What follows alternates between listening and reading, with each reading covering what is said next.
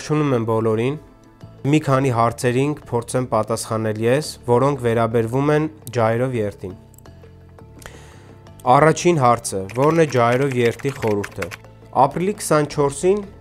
երբ մենք բարձրանում ենք Ծիծեռնակաբերդ, մենք հիշում ենք մեր զոհերին, վերապրում ենք այդ ամեն ինչը, սգում ենք նրանց կորուստը եւ այդքանով այդ օրը վերջանում է։ Իսկ ջահերով երթը այլ խորհուրդ ունի։ Ջահերով երթը պայքարի մասին է, ջահերով երթը սգո մասին չի, ջահերով երթը ողբի մասին չի, ջահերով երթը պայքարի առաջ գնալու, կռվին պատրաստ լինելու եւ իրավունքները պաշտպանելու մասին է։ Ջահերով երթի ամենախորհրդանշական տարրը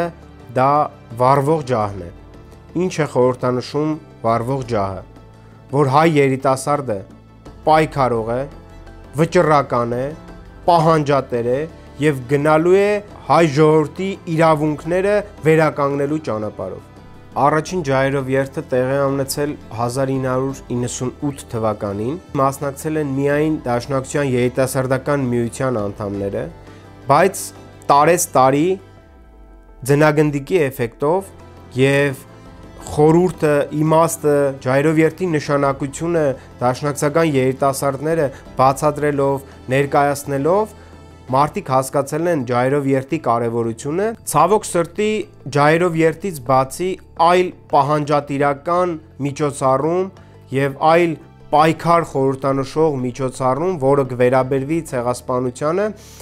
չկա, ես չեմ հիշում։ Ամեն տարի ջահերով երթից հետո մեր թշնամական պետություններից, Թուրքիայից, Ադրբեջանից վատ արձագանքներ են գալիս։ Պետք է ընդունենք, որ Թուրքիան կայացած պետություն է եւ շատ լավ հասկանում է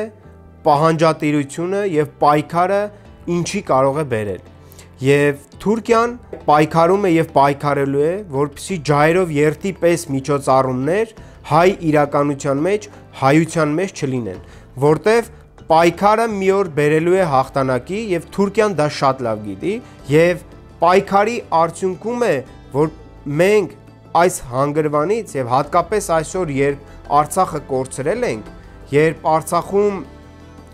փաստացի տեղի է ունեցել ցեղասպանություն, այդ ընթացքի դեմը առնելու միակ ճանապարհը պայքարն է։ Եվ շատ կարևոր է, որպեսզի շատ մարդ մասնակցի ջահերով երթին, որպեսզի ցույց տանք մենք, որ հայ ժողովուրդն է այդ պահանջատերը եւ ոչ թե մի քանի կամ մի քանի 100 երիտասարդներ։ Հաջորդ հարցը,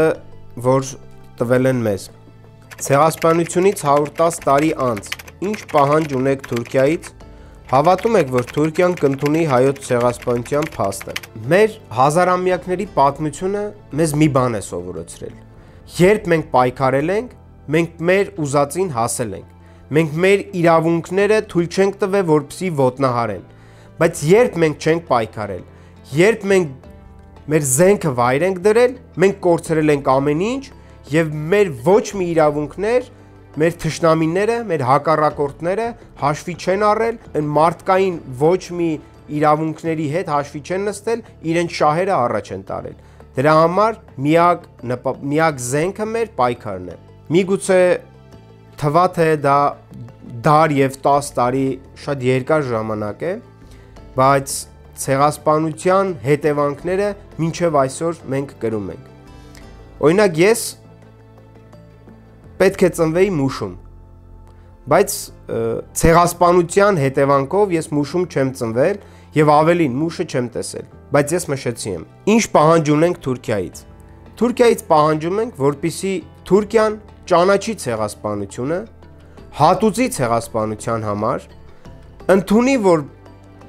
հանցագործություն է կատարել, որտեվ դա շատ կարևոր է։ Ընդունի այսօրվա Թուրքիան, որ իրենց նախնիները հանցագործություն են կատարել, այդ հանցագործության հետևանքով 100 հազարավոր մարդիկ, որոնք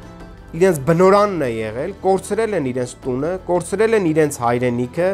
մահացել են, մազապուրծ են եղել, իրենց հարստությունն են կորցրել, իրենց ընտանիքներն են կորցրել, եւ դա պետք է Թուրքիան ընդունի։ Եթե մենք չպահանջենք Թուրքիայից այս ամեն ինչը, մենք վստահ ենք, որ վաղը միսօր կրկին Թուրքիան ցեղասպանություն կիրականացնի եւ արդեն էական չի հայերի հանդեպ կանի, հույների հանդեպ կանի, թե մեկ այլ ուրիշ ժողովրդի հանդեպ կանի իր քաղաքական շահերից ելնելով։ Թուրքիան կընդունի հայոց ցեղասպանության փաստը։ Դա մեզանից է կախված։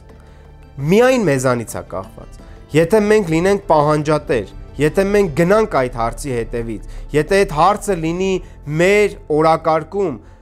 եւ միայն դաշնակցության չէ, բոլոր հայ կուսակցությունների օրակարգում այդ հարցը պետք է լինի։ Հայկական պետության, հայկական իշխանության առաջին օրակարգում պետք է լինի։ Եթե մենք հետապնդենք այդ հարցը, եթե մենք այդ հարցից ելնելով մեր քաղաքականությունը կառուցենք եւ կազմակերպենք, ես վստահ եմ, որ Թուրքիան կընդունի մի օր ցեղասպանությունը։ Եվ վերջին հարցը. ինչպես դառնալ ջահակիր։ Միշտ ջահերով երթի ժամանակ ջահակիր էին լինում դաշնակցության երիտասարդները։ Սակայն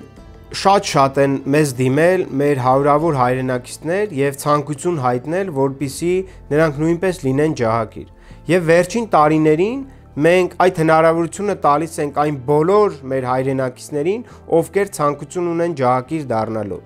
Եվ սրա ամենակարևոր իմաստը այն է, որ երբ որ հայ մարդը այդ մի քանի ժամը ջահը ձեռքին բարձրանում է ծիծեռնակաբերդ, դա այդ մարդը այդ պայքարի կրողն է լինում, այդ մարդը այդ պահանջատիրության կրող է լինում։ Եվ այս տարի նույնպես մենք հնարավորություն ենք տալիս այն բոլոր մեր քաղաքացիներին, այն բոլոր մեր հայրենակիցներին եւ ինչու ոչ նաեւ օտարազգի մարդկանց, որպեսզի գան եւ լինեն ջահակիր։ Ջահակիր դառնալու համար կարող եք անցնել մեր Facebook-յան կամ Instagram-յան Դաշնակցության Հայաստանի երիտասարդական միության էջերը եւ այնտեղ կգտնեք հայտը լրացնելուց հետո կդառնաք ջահակիր։